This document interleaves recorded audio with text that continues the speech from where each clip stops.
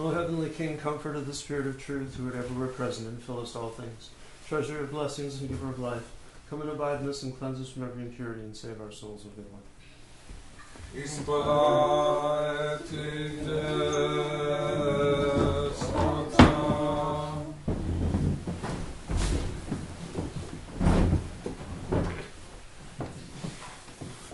Actually, back to your earlier question, the word for high priest in Greek is archieres. And a bishop is called a hierarch. And what that is just a reversal of that. In the services, they sing ton despotin ke archiere imon. Usually in Russian it's not reversed. In Russian it's directly archierev. It's archierev, yeah. In English it's reversed hierarch. Yeah, archierev, it means high priest. Okay, so this is for chapters 17, 18, and maybe into 19. I'd kind of like to end around 9 o'clock. We have the debate tonight, so. And we did 2 hours last week, so enough is enough already. But this is kind of in somewhat of a continuation of a discussion on Christology, and but hopefully more of an application. If you read the book, the chapters are the passion, death, and redemption. The passion and death of Christ, and the redemption, the cross, and the resurrection, or the descent into hell and the resurrection. So, in a sense, what we're really talking about is the application of all of that more theoretical kind of philosophical theology to a more, to the real, to the story of Christ and to the events in the life of Christ.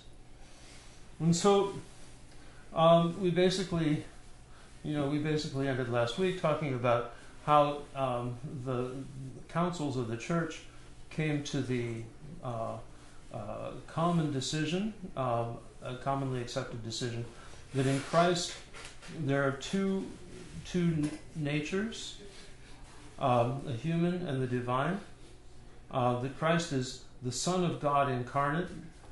He is the divine person of the Son of God, who takes into himself and who gives personal existence.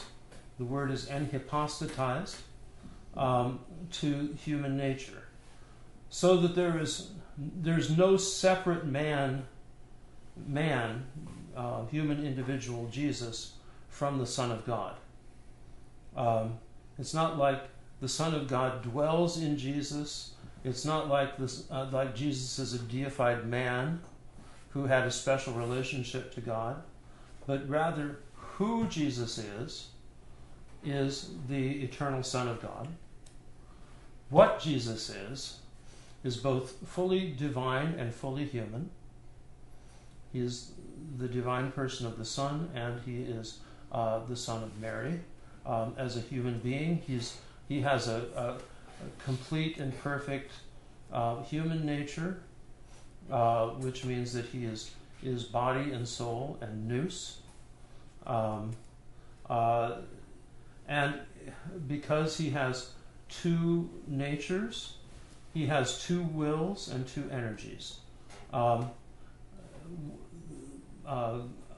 along with proceeding from the natures, two natural wills and energies, so that his human will and activity is perfectly in order as a human being, and his divine will and activity are perfectly in order as God, and that they operate in synergy, which is actually the meaning of having your human will and activity in order anyway.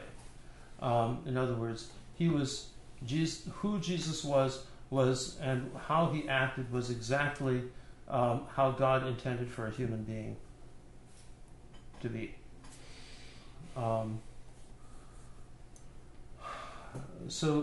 But of those two wills and two energies, there's only one subject, one person doing those things.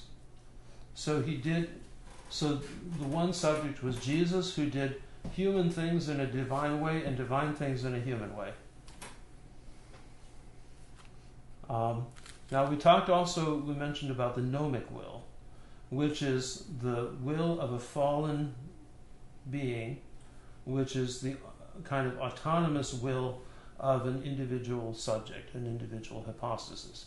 In other words, totally doing his own thing. And that was not present in Jesus. Jesus, in other words, there was no ego in Jesus in the negative sense, but rather pure person. In a sense, you could call a gnomic will, because each one of us, being a human person with human energy and obviously human hypostasis, human energy, and human nature, we have the natural will was created by God with a kind of particular way of expressing itself, which reveals that being expresses human nature, does human things, and therefore is a human being. Perfect, but we also have this kind of a secondary will, like a selfish will, which is the ego. And that's really kind of what a gnomic will is. It's like our selfish will, of our own creation, of our own mind. What's that? When we do our will, it's what we want, I want. Right. I want is selfish. Right. And so in the fall, what happens is that selfish will, that gnomic will, overshadows and buries the natural will, and instead of operating intuitively, in other words, intuitively doing the will of God, and intuitively understanding what is right and what is wrong, we have to think about it. And sometimes we get it right, and sometimes we get it wrong, and sometimes we don't care. In reality. That's the worst, right? That's the worst. And sometimes we intend the evil. Yeah. And that's really bad. So, but in Jesus you didn't have that. It's one of the things that St. Maximus talks about in talking about the gnomic will, is it's the deliberative will, where you have to make a choice. Now, in our culture, we think that freedom lies in having to make lots of choices. Do you get Campbell's soup? Do you get Safeway brand soup? Do you get this brand soup? Do you get that brand soup? Do you get this other brand or this other brand? And there's a whole aisle full of choices, and if you're not used to it, you're just like overwhelmed because you have no idea what you want. And so that you have to deliberate over what's good and what you want, and even what you want. You have to think about it.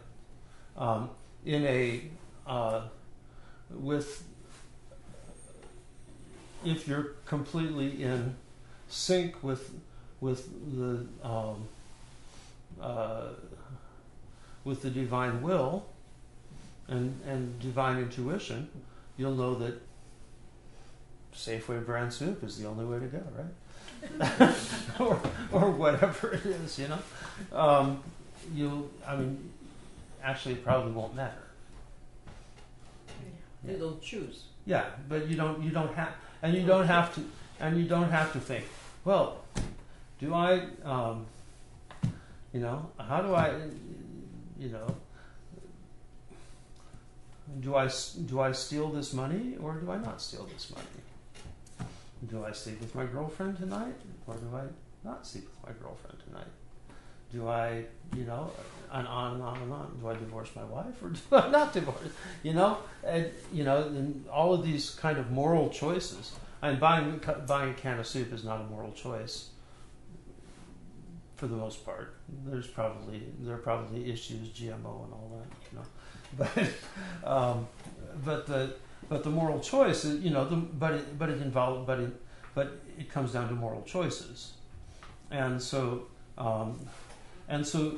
theologically, true freedom is to intuitively perceive what is right and to do it. But how do we know that it's right? Because it's intuitive. Yeah, but if you don't have this clean intuition, that right, and that's why everything is, and that's why in our fallen world, the the real task that stands before us is the purification of our soul, so that we can get rid of all of the selfish level of ego consciousness, and that's asceticism. In the discussion for the class, there was actually a very interesting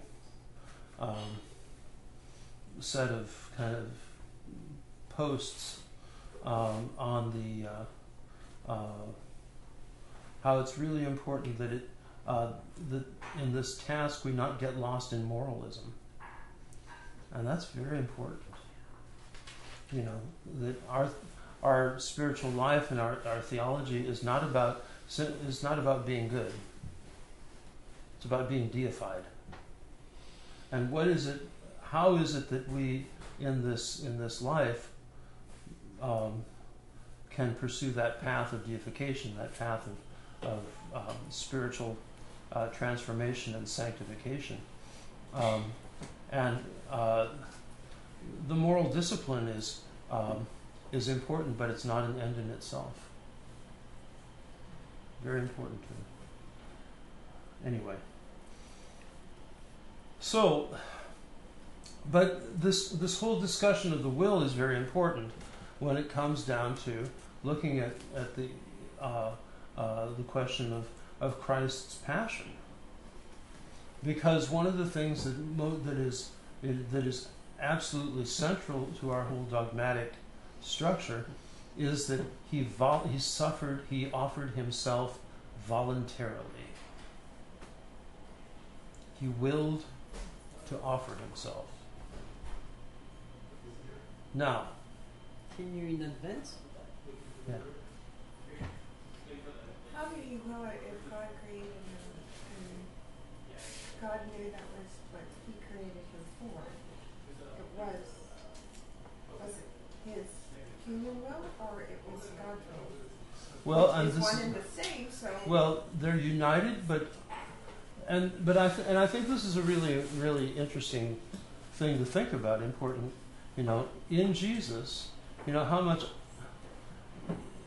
And one of the things that's really important, you can't psychoanalyze Jesus, but it's also important to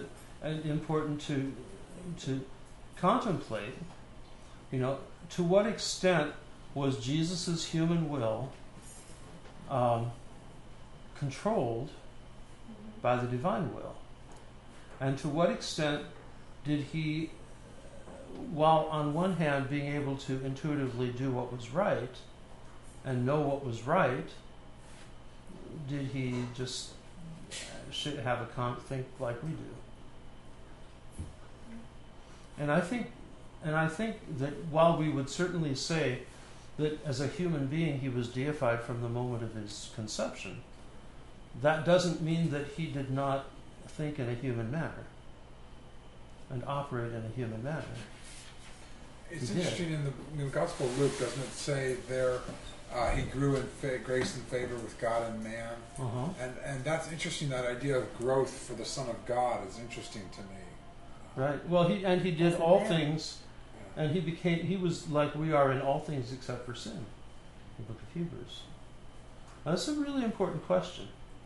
And this is one of the areas where I tend to think that we kind of go overboard in some of our piety, that it kind of turns into monophysite thing, and the idea that his divine nature just totally dictated everything, and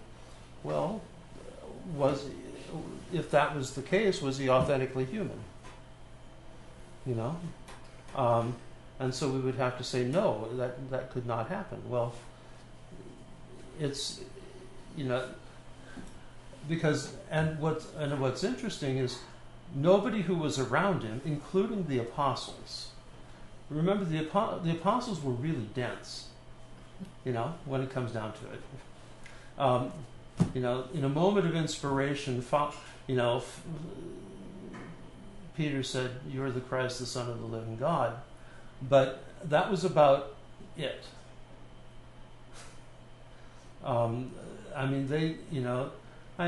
he was. He came down from the mountain, having been transfigured in their presence, and they were arguing about who was going to be the first.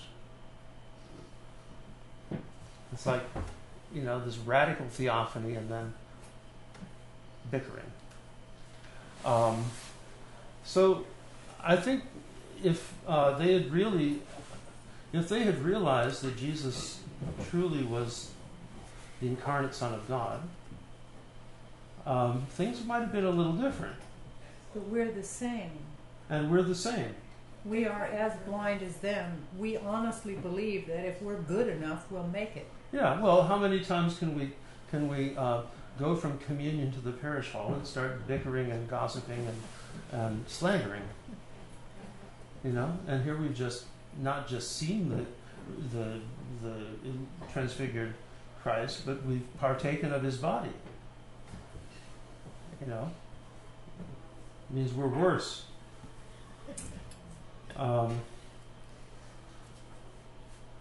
But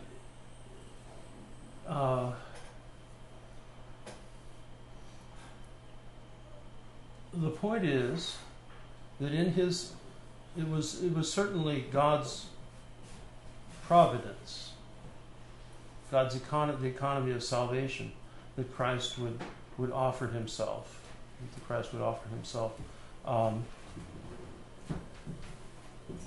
In sacrifice to the Father, and to an extent he knew and understood what was going on, but he did so as a man and voluntarily offered himself as a man.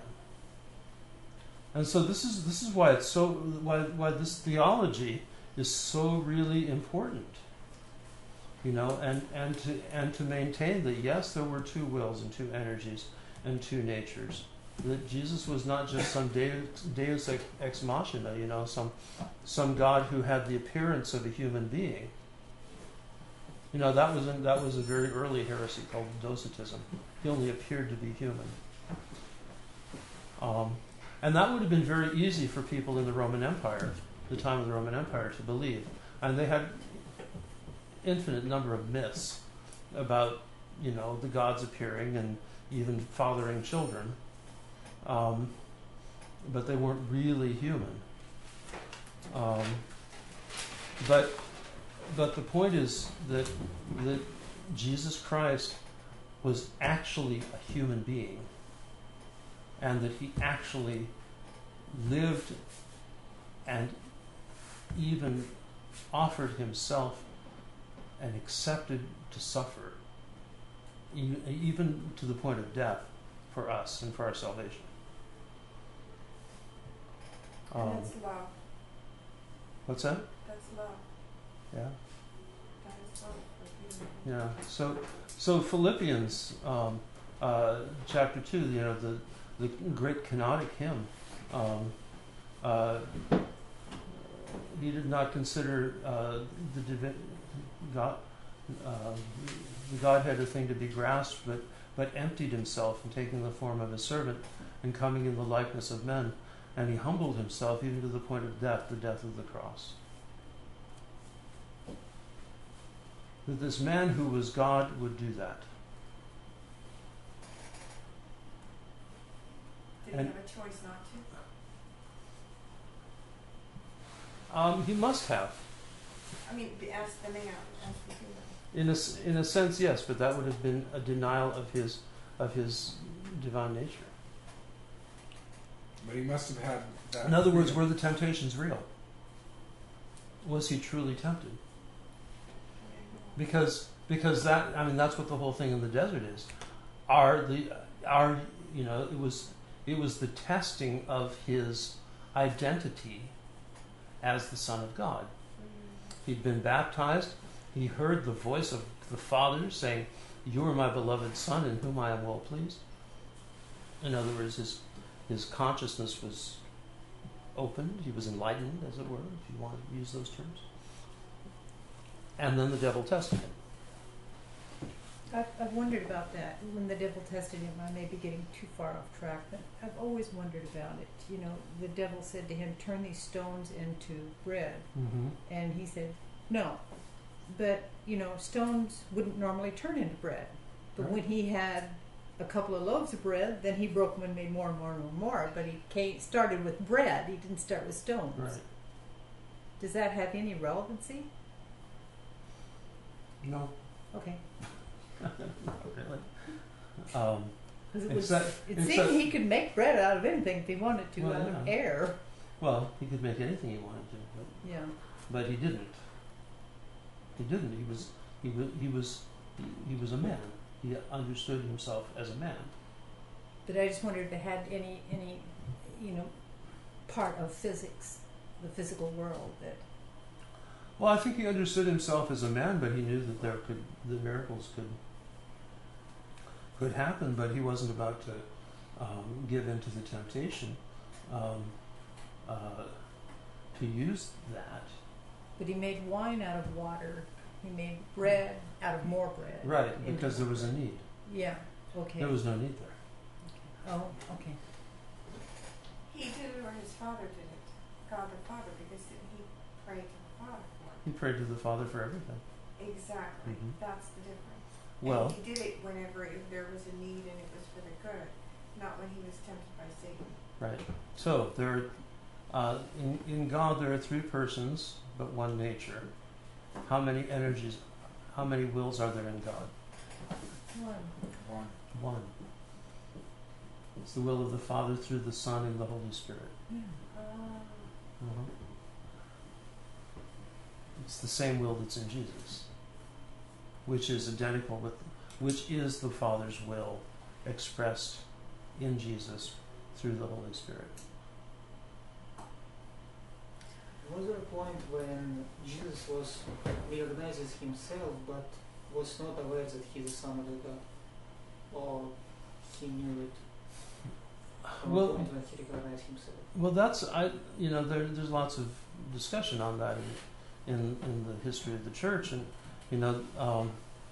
there's a certain tradition that talks about his baptism as the point where he comes to recognize himself as the Son of God. But he was really young at that time, I think, right? No, he was 30. Ah, I thought he had that notion already as a child when he went to the temple or whatever. He knew that. I think he understood that he had a special relationship with God. He called God Father, Yeah. and he certainly was a very precocious little boy, to say the least. But for a 12-year-old to abandon his family and hang out in the temple with the elders was kind of precocious, to say the least. But it doesn't really talk about his self-consciousness at that point. But his knowledge of the Scripture. But he had great knowledge of the Scriptures, which came very easy to. So. But in the Garden of Gethsemane, Jadika, he did ask at one point if this cup could be taken Mm-hmm. from him. What was that? Was that a human intuition No, or was he divine? was he it both? battling with his will? Maybe. Mm-hmm. So, So anyway, so there's a duality in Jesus on one hand, but there's also unity. and it's that maintaining that unity that is the real kind of key, I think, to understanding part of this mystery.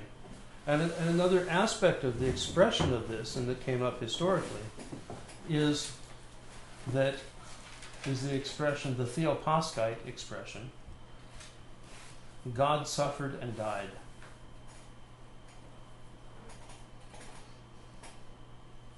Not just Jesus, not just the man Jesus, but God suffered and died. Who's the subject in Jesus? God. It's the Son of God, the Logos. Who Jesus is the Logos, Yahweh, the eternal Son. What Jesus is, God in man. Sure. Okay. Could you get rid of the tea bag? Yes.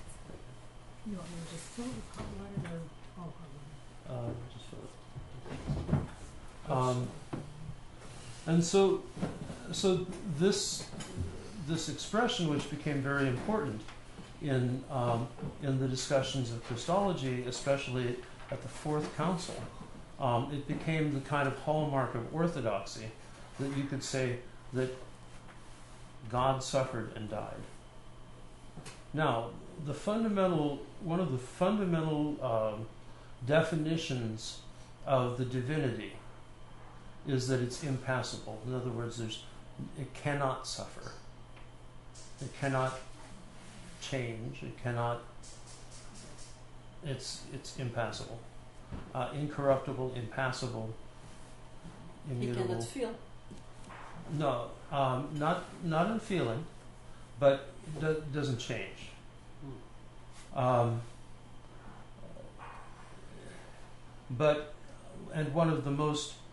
of the fundamental definitions of created nature is that it changes, and it can suffer. It can be, and to suffer not only means to hurt, but suffer also means to endure. What you endure. The passion, like the word passion, is part of this. Is the Latin for it. The Greek word is pascha, or paschain, and it means to that which happens to you passively. In other words, if you put your hand on a stove, whether it's going to burn. On a hot stove, it's going to burn, right? You don't have to think about having it burn. You don't have to will for it to burn. It just happens because it's hot and you put your hand where you shouldn't have put your hand.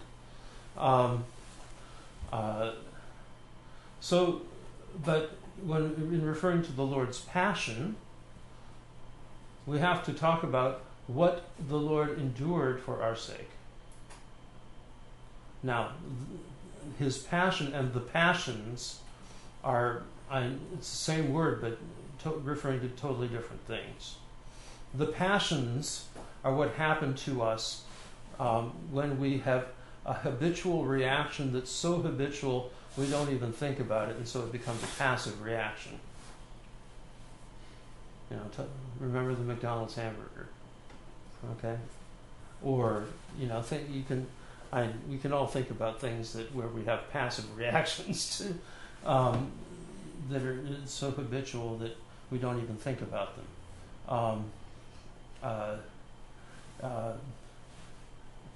I don't know, a string of expletives when somebody cuts us off on the freeway or something like that. Can be very colorful. Mea culpa. But the passion is, when it refers to Christ's passion, it's all that he endured.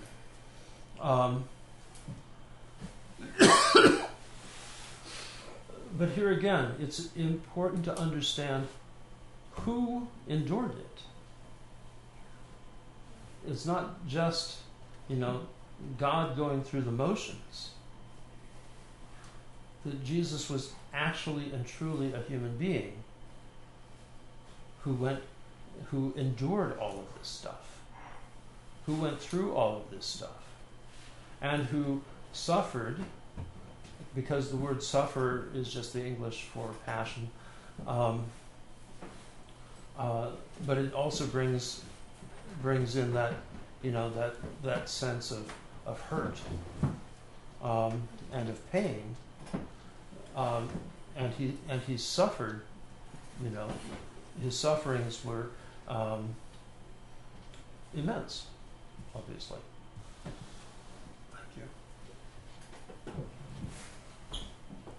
you. In the ancient church, one of the hardest things for people to grasp was Jesus' humanity. As I said, it was very easy for them to think about Jesus as as a kind of divine being in human form, who appeared to go through all this stuff. And there were even heresies. There were the Docetists who thought he was just this kind of phantasm in human form, to the Aphthartodocetists who believed that he could suffer, but he had to individually will each particular action. He had to will individually to feel pain. So he could put his hand on a hot stove and not be burned unless he decided, I should be feeling pain. Well, doesn't fly. But truly in his humanity, he felt pain. But it's also in our culture, it's not so much the temptation to have a sense of Jesus as a human being. The temptation is to not understand him as God. And what is all that, and how does that mean? So this whole area of Christology is incredibly valuable to think about and meditate on. For me, it was an extremely fruitful thing, and it's something I really focused on when I was in seminary. Down to the great Aphthartodocetist controversies at St. Vladimir's in 1983. 83? Yeah. So, I'm essentially going through and kind of trying to hit the kind of major dogmatic points that were covered in the reading. So we can assert, and we have to assert, that God suffered and died in the flesh. That in his divinity, he could not suffer and die, but in his humanity, he suffered and died. But it was as the divine person of the Son that he experienced suffering and death, and thus took on our humanity and took on our suffering and took on our pain and took on even our death, willing to identify with us completely so that we might be identified with him completely. And even in that suffering and death, his humanity was never separated from his divinity. Even at the tearing apart of soul and body in death, it remained the body of the Son of God, the soul of the Son of God, which descended into hell. The person of the Son of God descended into hell. The person of the Son of God was buried in the tomb.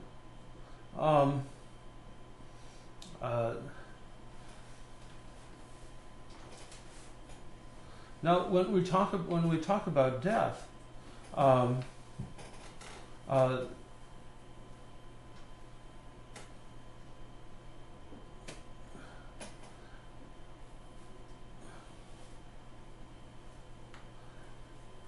we have to emphasize, and the tradition emphasizes, that Christ truly died. His soul descended into Hades, and his body was buried in the tomb. He'd given up his spirit on the cross, but he did that in order that the rest of humanity might live, that he might redeem man and humanity, which had been enslaved by death, and to free us from the bondage of death, whose power is sin. Now, very often, and especially in English, remember, our theology comes from Latin through. The terminology is all based on Latin, roughly through German and French and into English. So when we're speaking English, we're using Protestant theological concepts because English is a Protestant theological language. So there's a bias in our language towards Protestant theology, and it bears all these references, unconscious references, that are kind of the layers of meaning of the words. So it's very important. If we were speaking Greek or if we were speaking Russian, we wouldn't have that particular issue, but we do. The word redemption is lithrosis, and it means it literally means to redeem or to buy back, and it had referred to the redemption of slaves, the redemption of in particular of slaves, and of freeing, or of ransoming, ransoming captives, setting free captives, setting free slaves, and so the concept that we have is ultimately transactional. It's transactional, and in our understanding as 21st century Americans, we think, okay, a transaction, something is paid, and then we get the product back. We redeem it you redeem a coupon, and what do you get back? You get the product less the certain amount, right? Well, that's one of the things that I think we need to really look at is how much our cultural presuppositions, such as a kind of essentially transactional mindset, because in our culture everything is transactional, right? Everything. I'll give you this, you give me that. I pay for this, you give me the product. All this kind of stuff. There are other aspects to this theology, whereas we may be using the terms like redemption, which is a transactional term, but there's not necessarily a transaction that's central to it. Now, in Western culture, there's a very transactional idea of the redemption, that came out of the Middle Ages, and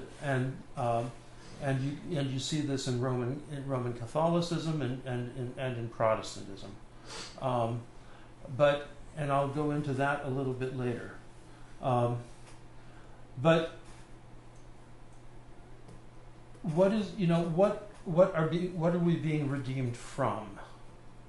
First question, and the Orthodox answer is from death, not from sin, but from death. In the West, it's focused on sin. In the East, it's focused on death. Christ came to free us from death, and sin is the power of death, and sin is the byproduct of death. But the most important thing for us, and in the New Testament, by the way, is being freed from death. St. Gregory the Theologian talked about how the Lord's sacrifice on the cross was necessary, not for the Father, but for us. It was the result of love, not wrath. And it was a sacrifice of reconciliation of man to God. Now in the West, we think of the reconciliation of God to man. You know, that God was angry, God was offended, and God had to be propitiated. And so there had to be a price paid to ransom humanity, to redeem humanity from the wrath of God and to save man from God when it comes down to it. Now, and this is very much, you know, the kind of the trend in Western theology. It's got its roots in Augustine. It was totally reframed by Anselm of Canterbury in the 11th century. I've got my story of going to Canterbury Cathedral and going into this chapel of Anselm of Canterbury, St. Anselm, who's buried there. He was one of the abbots, and unlike most of the cathedral, which was pretty flat, pretty empty, it was a place that was full of grace. I thought, okay, St. Anselm, there's lots of grace here. I'll venerate your tomb, but you messed up theology really bad. And he did mess up theology really bad. The whole theory of the Western idea of the atonement comes out of Anselm of Canterbury, and it didn't appear before the 11th century. And then Calvin got a hold of it, and boy, that was something else. What would you say atonement is? Well, this whole thing is talking about the atonement. Now, what atonement meant in the First Temple, and what atonement generally means, is it's the setting right of creation. The creation was distorted by death, by sin and by death, and atonement is there to set it back right, to correct the. And so on the sacrifice of the goats on the Day of Atonement was the setting aright of the creation, and by the renewing of the covenant, which is how the creation was, how the creation was maintained.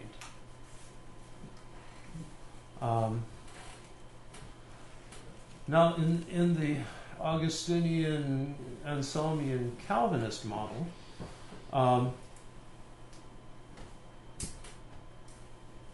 God had to become man, especially in Anselm, Curtius Homo, and then Calvin as well, in order to provide an adequate sacrifice who could propitiate the wrath of God. That's the doctrine. And that was the reason that Christ had to be the Son of God. Because only an equal, the death of an equal, could propitiate. I'm sorry, that is the case. It really is. It really is. Yes. But that's an angry God. It's an angry God. And the whole point is that God was so enraged and offended at sin that he, in order that his wrath had to be placated, and therefore only, it's all feudal. This is all from the feudal system. Only his vengeance being wrought on the death of an equal was adequate to satisfy his honor. Okay? Now, that does not work in our culture anymore. That was an effort, that was actually a remarkable evangelical effort in contextualization, if you want to look at, in contemporary missionary language, in contextualization to try and figure out how to express the gospel in the contemporary idiom in a way that people could understand and grasp. So people understood honor and loss and the offense of a royal superior, and and what was needed for the restoration of that honor. Okay, we don't do that anymore, thank God. Well, it's debatable, but for the most part, we don't do that. But what developed there, and then how it was later taken by Calvin, going from a satisfaction theory of atonement to the penal theory of atonement, was, quite difficult. And in absolute contrast to the Eastern Fathers, where God sent His Son into the world out of love for the world, and Christ so loved, and what in John 3, God so loved the world that He gave His only begotten Son, to the end that all who believe in Him should not perish but have everlasting life. For Christ did not come into the world to condemn the world, but to save it. Through Him would be saved. The world through Him might be saved. Okay, we all know that one, right? And that's in our liturgy. So, how we understand the redemption is very different than Western theology. And this, I would submit to you, the patristic understanding is also the biblical understanding. And this whole satisfaction theory of atonement is a complete overlay from the Middle Ages.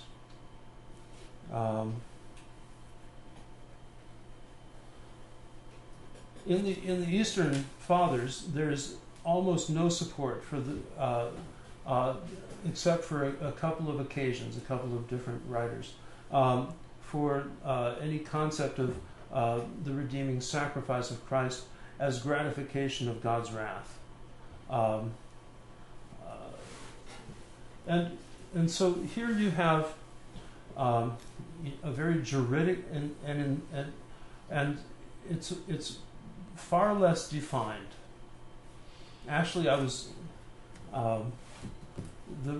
this book is very good on the whole, but one of the things I was kind of looking for was a bit more of an explanation of the redemption, because of course it's so central in Western theology, right? Well, there isn't one. There isn't one. God loved the world. He sent His Son, who gave Himself up as an offering to the Father out of love. Okay, and that's basically it. So all this juridical theory of the redemption, of the atonement, of the idea of the propitiation of the wrath of God, and all of this other stuff, it's not there. It's not there. Who is the sacrifice offered to? Well, there were several different answers provided by the fathers. One of the fathers, I think it was Origen, said the sacrifice was offered to the devil. Another said it was offered to the Father, but that didn't work. And there's a great quote from St. Gregory the theologian, saying the Lord's sacrifice on the cross was not necessary for the Father, but it was for us. It was the result of love, not of wrath. And it was not to placate or propitiate. Now, this concept of propitiation is very central in the Western idea. In other words, to placate the wrath of God. And the whole pagan idea of sacrifices is that you give the god stuff, people and children and maidens and meat and all the things, so that he won't be angry and smash you. In other words, you're propitiating God. You're propitiating your boss when you give him a box of candy when you know that you've done something wrong, and you hope he will be merciful to you. And one of the things that you find very often in English translations, for the most part in English translations of the scriptures, is the word propitiation. Yeah. What about the verse, can I ask you, where it says, therefore put to death your members were on earth, fornication, uncleanness, passions, evil desires, and covetousness, which is idolatry. Because of these things the wrath of God is coming upon the sons of disobedience, in which you yourself once walked when you lived in them. Mm-hmm. Colossians 3, 6. We're not saying that there is no such thing as the wrath of God, but that's not the focal point. The focal point is not propitiating God so that He won't destroy us. Is that rather we need to live to live a life that is free from those things which evoke the wrath of God. Because living the life free from those things creates the ability to attune ourselves to God's will. Right, because to live life free from those passions means that we are able to live according to the path of deification. Right. And that we're able to pursue that, having been purified from those passions, we're able to pursue the illumination and deification, which is synergy with God. And then we're free. And then we're free. That's freedom. That's right. And then we're free. Yeah, but I'll get to that eventually. Okay. Okay. Propitiation. The Greek word is illusterion. And what it refers to is the mercy seat. It means the cover. It's the cover of the Ark of the Covenant. And it was the place of it was what the high priest would go in and sprinkle with blood on the Day of Atonement to bring the creation back into harmony. But what it came to, it has two meanings, or it came to have two other meanings. One is propitiation, the other is expiation. And there's a whole lot of difference between propitiation and expiation. Expiation means to wipe away. Propitiation means to supplicate that you won't be smashed or destroyed. The Western sense of the atonement is propitiation. The Eastern sense is expiation.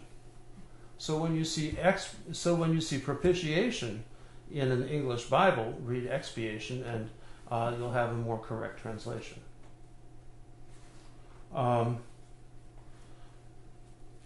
you see the difference between the two. But you still have to pay, even in expiation. There's still a transaction because you still have, even though your sins are wiped away, you still have to pay for your sins.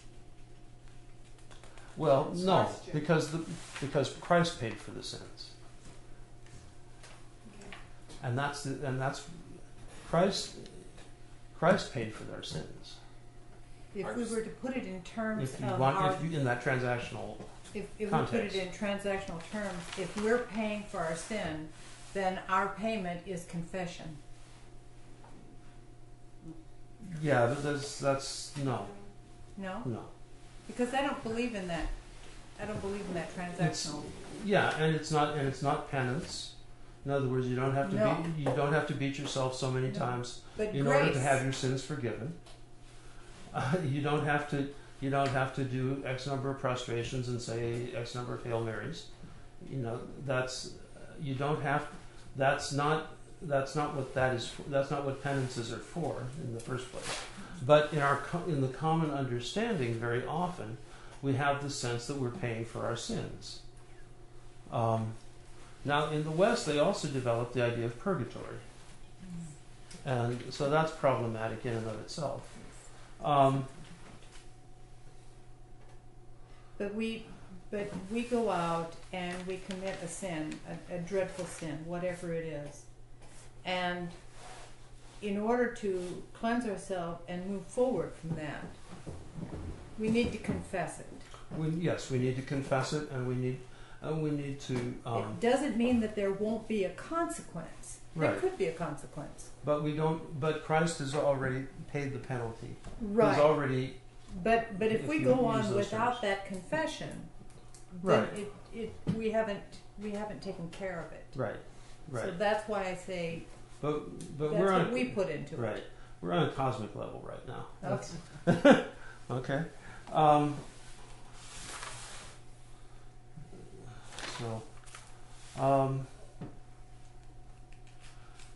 Now, I think one of the things that happened in the West is that what was the payment? It was the blood. Did anybody see Mel Gibson's movie The Passion of the Christ? Yes. The payment was suffering and blood. But there was no resurrection in that movie. Yeah, well, but you see, part of the thing is, if everything is focused on Christ paying the debt to satisfy, to propitiate the wrath of the Father, and to eliminate the wrath of the Father, the resurrection is irrelevant. And that's the way they did it in the movie. It was irrelevant. It was irrelevant. Yeah, it's all about paying the debt, and so this is something. This is like totally alien to the Eastern Fathers, but this was absolutely central in Western Christianity.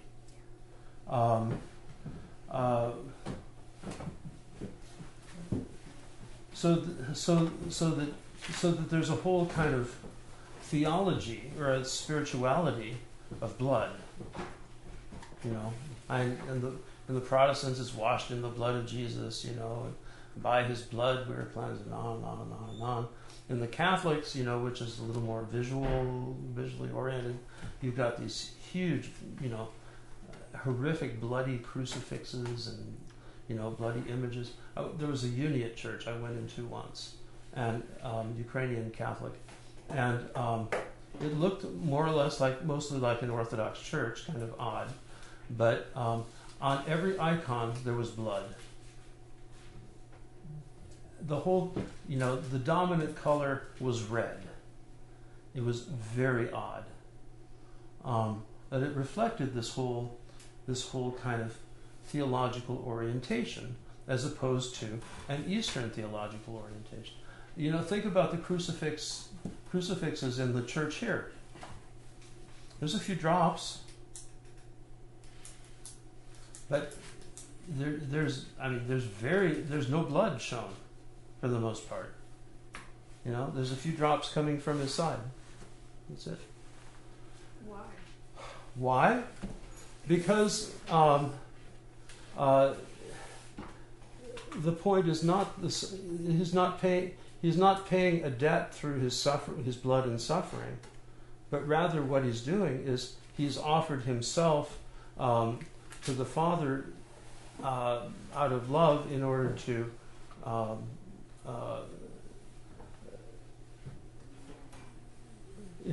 descend into hell and to destroy death. And the focus is the risen Christ and not the death. We want to focus on the risen Christ. Yeah, I have to say this. You know, this is something. You know, I really struggled over trying to put this together. it's really, but it's very important, and I think this is one of the key things in understanding Orthodoxy. It's a very different religion. Orthodoxy the Orthodox doctrine is just biblical. I mean, it's just straight biblical theology. In the West, you've got this overlay from the Middle Ages, and it turned into a very different religion. The West had the same theology as we do now, up until the 11th century, and the same iconography. Style was different, but the same.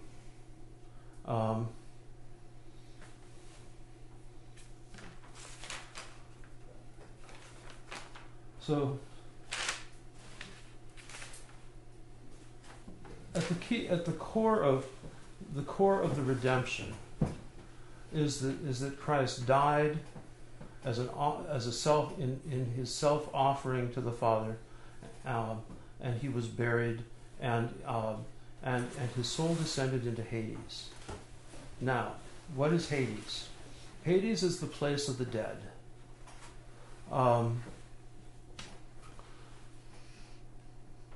Thomas Aquinas later on would delineate 4 levels or 4 aspects of Hades.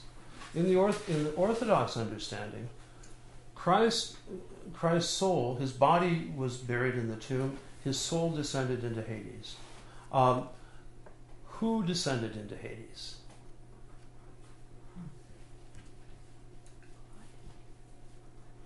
The Son of God. And it says he wasn't taken captive there. He took it captive. He didn't just So open he the. went into it and he took it captive. He took it captive. Instead of it taking Right. him in. And he didn't open the gates. He destroyed the gates of Hades. He didn't unlock the chains.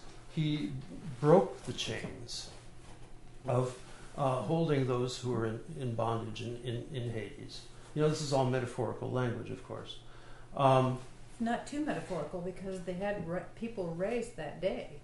Right, but the point is that the bars and gates and all of that. We're talking about the realm of the spirit here, and the Orthodox understanding is that he went into Hades, as it says in the first epistle of St. Peter, and preached to the spirits and the souls of those who had gone before, and all who wished to follow him, he led out of Hades into heaven. All of that gives. All who wished All. to follow him. Mm-hmm. But all There of was that some he that did. didn't want to. We don't know, but anyone who, and you see, there's a contrast. The contrast is that in the Western doctrine, only the righteous of the Old Testament were freed. Okay, and this is the contrast. The Orthodox doctrine is that when Christ descended into Hades, all the souls who were in bondage there, all of those who had died, the righteous, the unrighteous, the Jews, the pagans, everybody was in Hades, in the place of the dead, and Christ descended into the place of the dead, and he freed them all. He gave everyone the opportunity to follow him into the resurrection, into heaven, so that Hades was left only for the devil and his demons. But he's exerting the free will. He's Right. giving. And the point, and especially made by Metropolitan Hilarion, is that he wouldn't have compelled anybody to follow him, but those whoever of his free will would follow him followed him, were free to follow him, and so he freed all of the dead.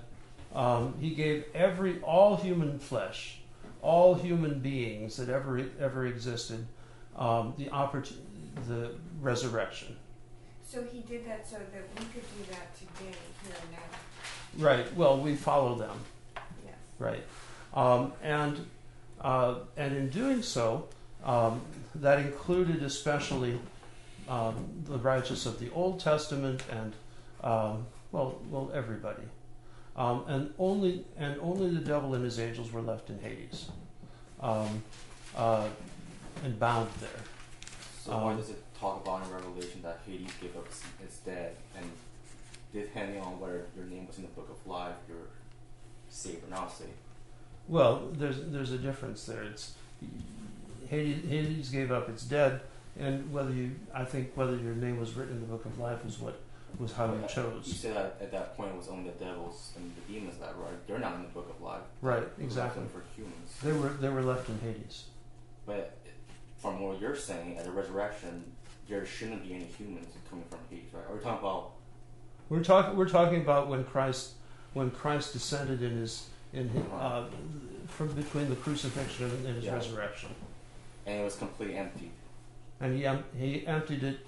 If there was a human being who wanted to stay there, I'm sure they could stay there if they wanted to. But who would want to stay in Hades? I mean, it's like. But I mean, for a Jewish standpoint, Abraham's bosom is part of Hades, and that's not a bad place to be. That's a place of rest. No, it was. Because Samuel came from Hades, and he was upset that he was called out of Hades. He said his rest was disturbed. Right, but it's going to a better place. Heaven is a better place than Abraham's bosom. Yeah. Yeah. And what about in Revelations where it talks about how the kingdom of heaven was coming down, and that this is God's dwelling place, and that now his people will dwell with him? Because this is the interim between the resurrection of the souls and the resurrection of the body, which is at the end. Which is this is, in other words. You said they're resurrected with a new body, but they're not in the kingdom of heaven. They don't have. You don't have any bodies. Their bodies are not resurrected yet. Okay. So this would be either the dead or the seed that gave up his Right. dead. Right. Okay. Yeah, I mean you can't transpose the, Christ emptying Hades to the ultimate resurrection of the dead on the last day. Okay. They're two distinct things. So everybody who died before Christ went there avoid judgment? No, it's not talking about judgment. No, the judgment is at the last day. So they free, but they still have to go through judgment, and They're not resurrected yet, is what you're saying. It's in other words, it's the same state as for us now, as we would go when we die, into this interim state until the resurrection. It's not. But there is no time there. so it's like Well, there is and there isn't, and because we're always we're creatures, we're always created, and that means that we're always somehow related to time, Even in the other world. even in the other world. We're always changing. There? I don't know if we're changing there. Yeah, Are we there's changing Yeah. there? yeah, We're always there's it's going. We yeah, have to as be. created beings, there's always change of some kind. But that's There's true. movement. Because Why was it not allowed for people in Hades to cross over to Abraham's bosom? Why was it pretty much set? Whoever ended up on the bad side was stuck there. Because that was where they were placed in that whatever. And they're just stuck there until the resurrection. Yeah. Or until they were free from Hades. Well, at that point, yeah. Okay.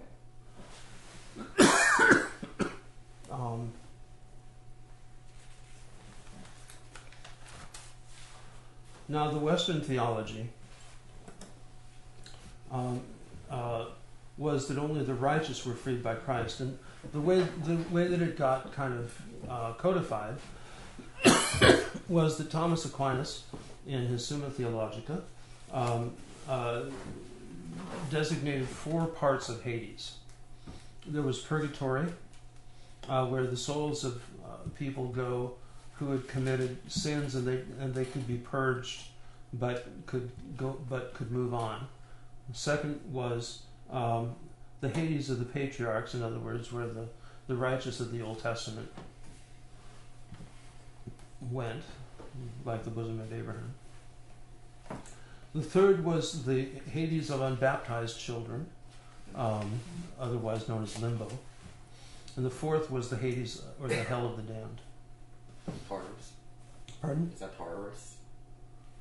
No, it was the Inferno Damnatum, or Damnorum.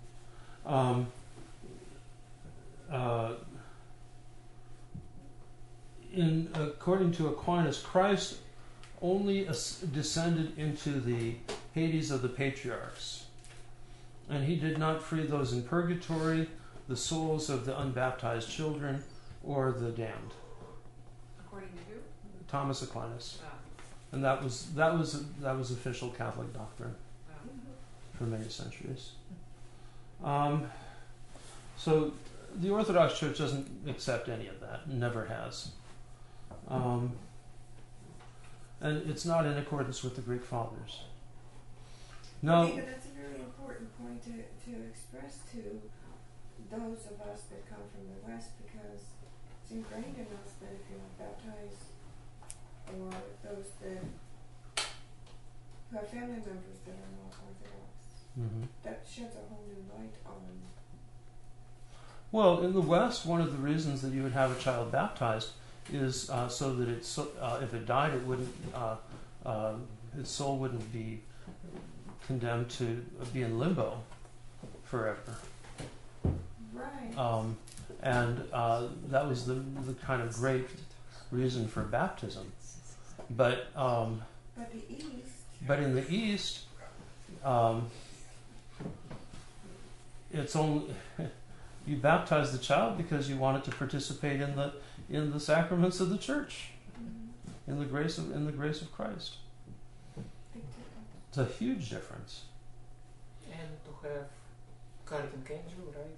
And a guardian angel, and yeah, in other words, to be a participant in the life of the kingdom, life of the church. But it's not mandatory to be saved. Pardon? It's not mandatory to be saved, right? Well, that means to be saved.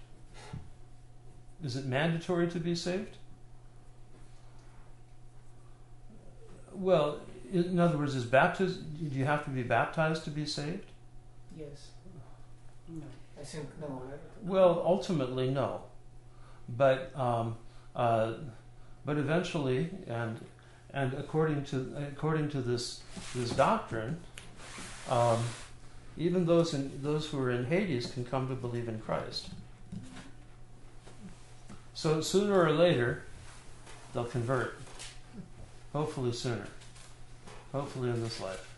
But Christ speaks of it in the Bible to some extent, I think, if I understand correctly, those who are for me, are not against me.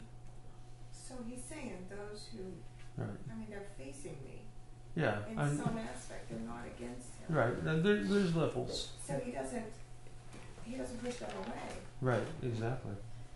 Now, almost done here, and I want to. Now, okay. So we talked about the. Christ descended into hell. He died on the cross. He descended into hell, and led forth people out of hell, and into the resurrection, and into heaven, into the new life, into the period of waiting, and then but after the descent into hell comes the resurrection, and talking about Jesus' resurrection. Now, the resurrection of Jesus Christ is the heart and soul of Christianity. It's what Christianity is about. It's not about, it's not about being moralistic. It's not about being good. It's not about being nice. It's about Christ having overcome death and granted us the life of the kingdom, so that we can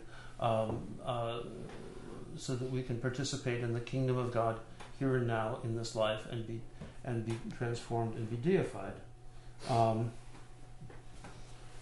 It's the dogma of the church that Jesus rose from the dead on the third day, that in his body was whole, and it was complete, and it was deified.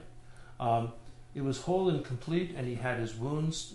Remember, Thomas put his finger in the marks of the nails and into his side, and his reaction was, "My Lord and my God." He could appear through closed doors. He could be in multiple places at the same time. He was not confined by time and space. His body was completely deified. So on one, before the resurrection, before the crucifixion, Christ lived a divine life in a human way. He was the divine person, and yet his life was entirely human in its appearance. He was like us in every way except for sin. After the resurrection, his body was completely deified, and so that was manifested earlier in the Transfiguration as a kind of a vision to the apostles. But after the resurrection, it was fulfilled, and he was again not confined by time and space, and yet he could eat and drink and be with the apostles. People didn't necessarily immediately recognize him, and yet they knew him spiritually. They could be aware of his presence. Now,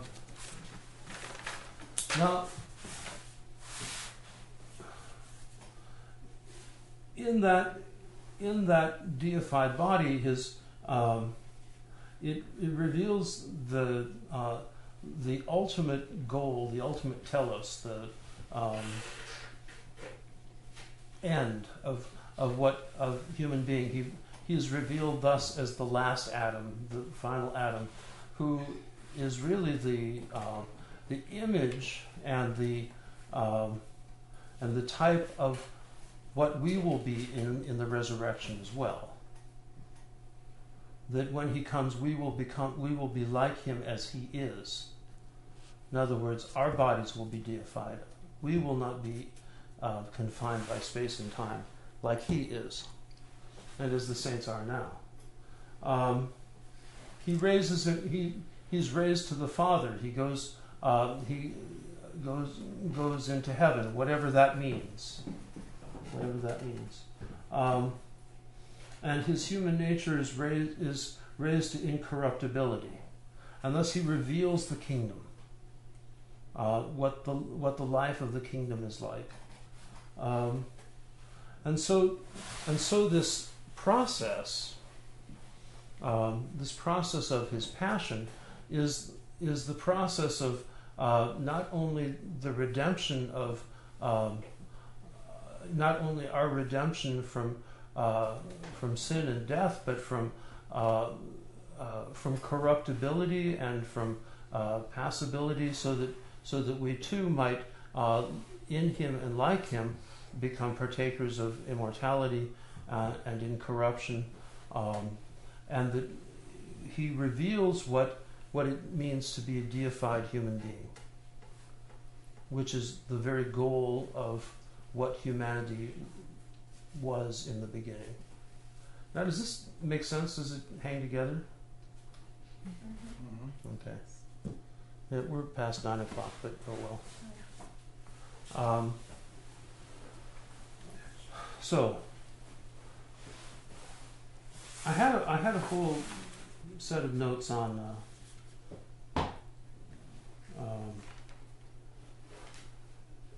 how Calvin developed the theory of atonement. I don't know if you want to.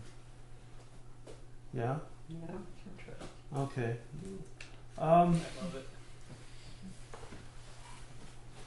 Okay, so Anselm's idea was that God's honor was so offended by sin that he became wrathful and turned against human beings, and turned away, and in order to propitiate his wrath, someone equal in honor to him had to be killed in order to placate, to propitiate his wrath. And therefore, that could only be God. Of course, God could not, and so the Son became incarnate in order to provide a sacrifice to propitiate the wrath of the Father, and so that's the answer to why did God become man, cur deus homo, which was the name of Anselm's treatise. And so the idea was this wrathful God that needed to be propitiated, and mankind needed to be saved from God. Now, in Calvin's idea, also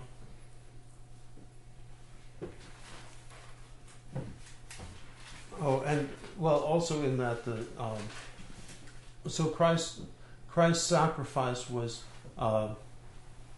offered as that propitiation, and it turned away God's wrath from us.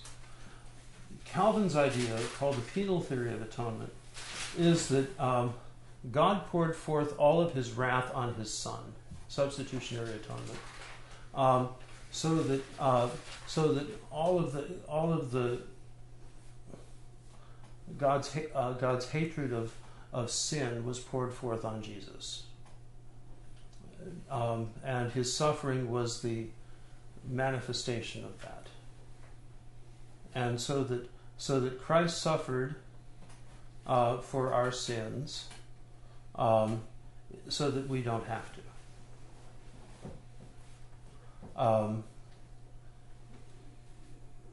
He was a substitute for us, and so that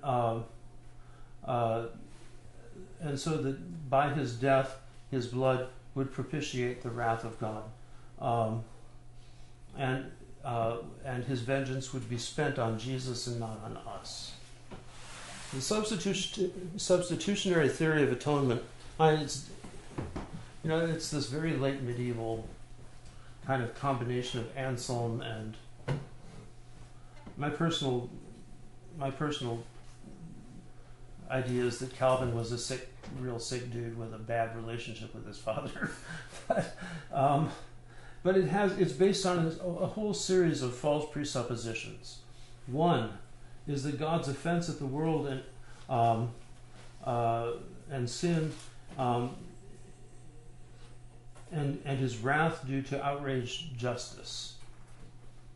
Well, was God so wrathful towards the world, towards humanity? I think the scriptures say that God loved the world. Yeah, but what about what happened in the Old Testament? I mean, all those bad things that happened because of the behavior of the... Well, okay, there's the Old Testament and the New Testament. Here's where and now we're talking about two different things. Okay? So it's a false presupposition. In the Old Testament they perceived God as wrathful. Jesus said something rather different. Now, we find, the scriptures do talk about God's wrath in the New Testament too, and that, but it's in a rather different key, and it's moderated by God's love. So if you're focused on the wrath of God, the passages on God's wrath are going to really stand out. And so will fear. And so will fear. So then you miss the whole point of God. You miss the comprehensive.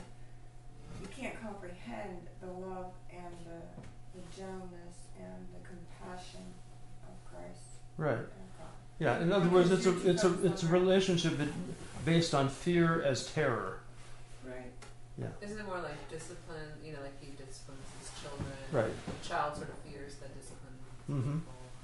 Right, but it's in a context of love. Yeah. Whereas in the Calvin, Anselmian Calvinist model, it's the Calvinist of offense and wrath and hatred. Another false presupposition is that God needs to be propitiated by sacrifice, by suffering, death, and blood.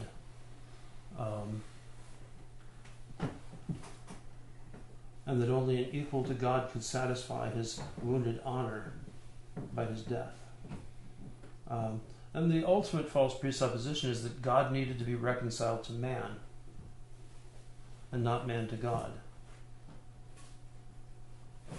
And the whole point in the Greek Fathers and in the New Testament is that man needed to be reconciled to God, not the other way around.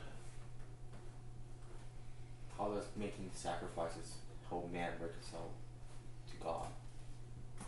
Whether it's killing doves or sheep or the Son of God, isn't that more of a need for justice? Well, okay, and then there's the whole question of justice. What is justice? In Greek, the word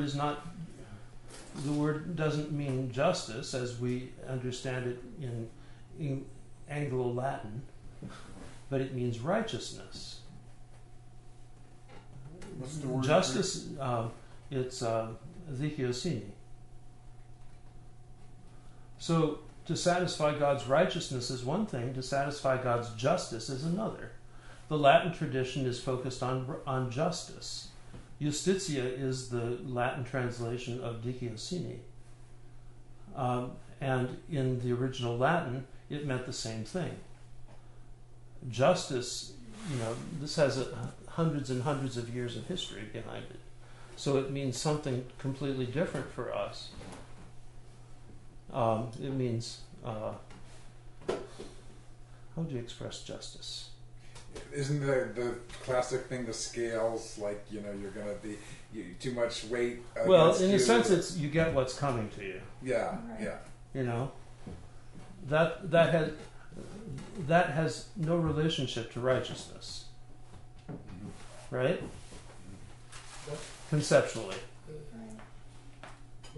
sprawiedliwość, I think. Sprawiedliwość. Sprawiedliwość? Justice. Mm-hmm. In Russian. Yeah. Justice. But you see, Russian has a whole different history. Russian theology comes out of Greek theology, and it's, there's a strong Western influence in Russian theology, but it's much more linked to the Greek tradition than it is to the Latin tradition.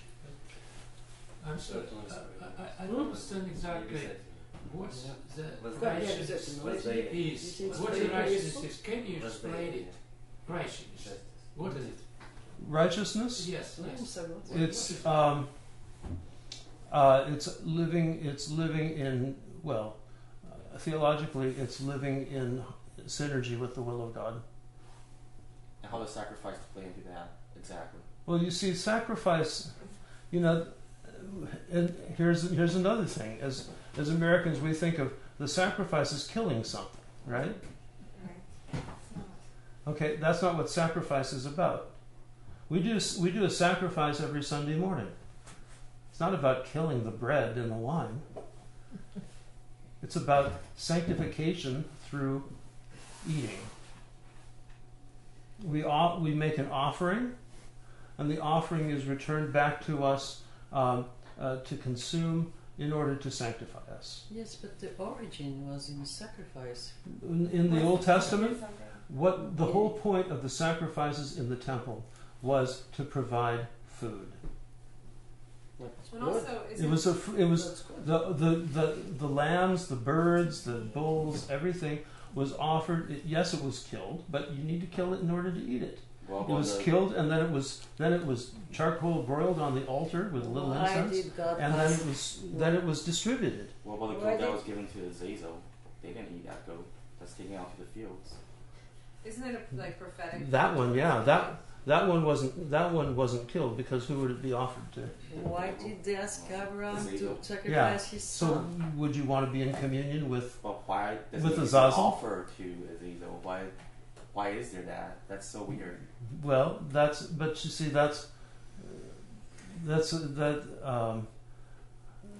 goat was not sacrificed. The other goat was sacrificed. Isn't it partially like that we are dead, we have death, and blood is life, so we need blood, we need life, and there's innocent. And this isn't. I was wondering about is the animal thing just like a foreshadowing of Christ, or is that? Well, if the animal sacrifices, the temple, the temple was a combination between a butcher shop and a barbecue pit, and a barbecue stand. That's what the temple was, and with incense. Seriously. What did the priests do? They would kill the animal. They would make the offering, offer the animal to God. And what happens when you offer it to God? It's sanctified, right? Mm-hmm. And then what would they do? They would take part for themselves. Then they would take the parts which were, shall we say, less delectable, and burn them. And they would give the rest back to the family, because that was their feast day meal, which sanctified them. We do the same thing. We offer the bread, we sanctify it, and we give it back. Ladika, also as a sacrifice, I see, and if I could be incorrect here, a giving up of something. So, whoever offered, they gave up one of their lambs, they gave up one of their animals to God. So we, as a sacrifice, we have to give up our passion. So, in essence, we fast on Sundays, so we're giving up our passion of swimming up and waking up and eating our. Well, even more scriptural is we offer ourselves as a living sacrifice. Right, and in order to do that, we have to give up our passions. We have to give up those habitual habits, in order to get closer to God. Right, but what are we doing? We're offering ourselves to be sanctified, which has a number of consequences. One of which is we have to be purified, and in order to be able to offer something, it has to be purified beforehand, or it has to be pure beforehand. Remember what you had to do. It had to be the offering in the temple had to be a lamb without blemish. In other words, pure. Pure. Who was Jesus? He was pure. He was a lamb without blemish. Okay? And he offered himself. And he offered himself, and what do we get? Communion. Why did he offered himself as food to the faithful. Why did God ask Abraham to sacrifice his son? Because that was how people understood in those days. I think of it. What? That's how they understood the relationship to God. I think of it so as by sacrificing even their own son. I mean, they would as a whole burnt offering that the child would be offered to God for God to eat. We take our children to Sunday school, but we don't go to Sunday school because our children have to learn. And in the Old Testament, God was teaching his people. He was preparing them for Christ. Right. And all that was preparing. Is there an analogy with Jesus Christ? Of Isaac? Yes. Between Isaac? Yeah, of course. Yeah, he was a type of Christ, right? He was a type of Christ. This says here in Hebrews 9:13, for if the blood of bulls and goats and ashes of a heifer, sprinkling them clean, sanctifies for the purifying of the flesh, how much more shall the blood of Christ, who through the eternal Spirit offered himself without spot to God, cleanse your conscience from the dead works to serve the living God. Right. So it seems to imply that the blood of bulls and goats and ashes of a heifer, sprinkling them clean, sanctifies for the purifying of the flesh. And Right. I thought there was an idea of taking away sin in the Old Testament sacrifice. Well, what is sanctification? No. It's sprinkled Well, and yeah. sanctified. You sprinkle it and means you sanctify it. And how is it? Why is the blood and the ashes and all of that stuff sanctified? Because it's been offered to God, and it's been it's offered to God, and therefore it becomes holy. Therefore, it serves for purification. Okay. But we we drink the blood of God. As Christians, we drink the blood of God. Now, if you go with Margaret Barker, that goat, the goat that was offered to the Lord, or if you take her, what she says, offered as the Lord, because it had the name of Yahweh on it. The ritual included the drinking of the blood, which otherwise was never done in Hebrew religion. How would you think that? Evidently, there's evidence for it. Well, we're taught through all of these actions that every time we sit down to eat, we give thanks to God. Right. So we're doing what they did. Yeah, we're giving thanks. We're living that, right. But we don't offer animals. We offer bread and wine.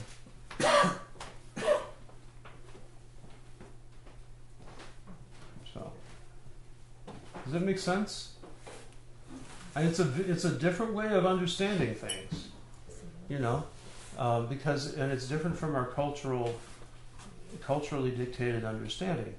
But the point of and I kind of think it helps being a priest to understand this, because what are you really doing when you're sacrificing in the process of the sacrifice? It's not about killing. The killing is only one part of the process. The whole point is the offering and then receiving back again. The difference between propitiation and expiation is exactly why I'm Orthodox. Yeah. Oh yeah. Yeah, me too. I could never accept the theory of atonement. So, okay. Well, we will end. So I hope this is. Does this make sense? Yes. Thank you. Thank you.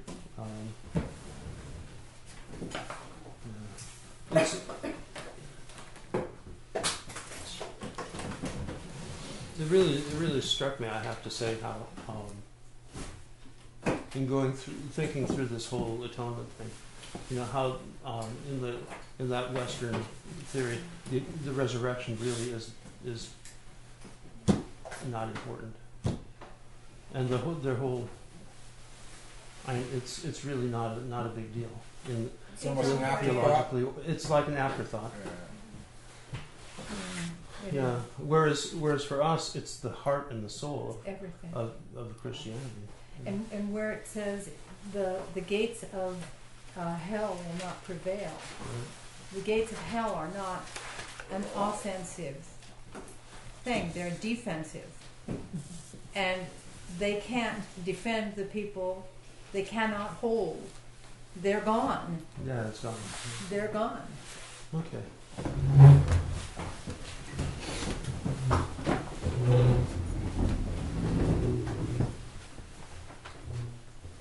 It is truly me to bless thee, O Theotokos, ever blessed and most pure, and the Mother of our God, more honorable than the cherubim, more glorious beyond compare than the seraphim, who without corruption gave us birth to God the Word. True Theotokos, we magnify thee.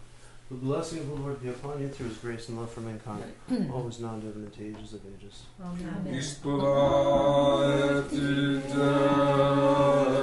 спотай.